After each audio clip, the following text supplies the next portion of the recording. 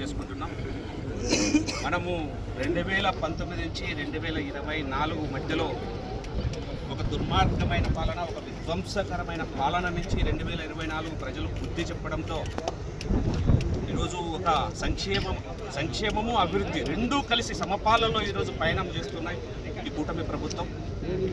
కేంద్ర ప్రభుత్వం నరేంద్ర మోడీ గారి సహకారంతో దార్శనికుడు చంద్రబాబు నాయుడు గారు, అలాగే మన పవన్ కళ్యాణ్ గారు ఉప ముఖ్యమంత్రి ఈ రాష్ట్రానికి ఎంతో చేయాలా, ఇంకా చేయాలా, మనం ఇచ్చిన హామీలే కాకుండా ఇంకా ప్రజలకు ఏం చేస్తే ఇంకా అభివృద్ధి పథంలో ఈ రాష్ట్రం పయనిస్తుంది.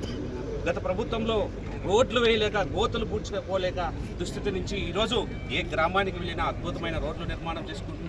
జాతీయ రహదారులు ఇప్పుడు అడిగిన వెంటనే నితిన్ గడ్కరీ గారు ఈ రాష్ట్రానికి ఎక్కడ జాతీయ రహదారులు కావాలన్నా అడిగిన వెంటనే విడుదల చేస్తూ, పోలవరం అయితేనేమి, ఇప్పుడు అమరావతి అభివృద్ధి అయితేనేమి, ప్రతి ఒక్కటి మనము ప్రతి పట్టణంలో ఏమేమి కావాలా, ఏమేమి అనుగుణంగా ప్రజలకు అనుగుణంగా మనం అభివృద్ధి చేయాలా, సంక్షేమ పథకాలు అందించాలా అనే ఒకే ఒక గొప్ప సంకల్పంతో ఈ కూటమి ప్రభుత్వం పనిచేస్తుంది.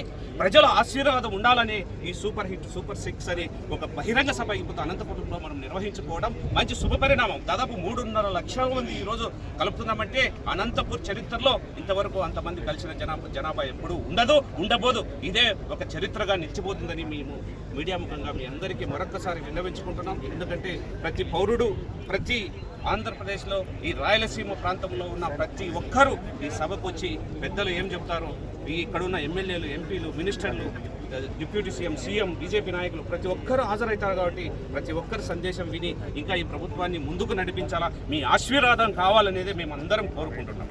ధన్యవాదాలు.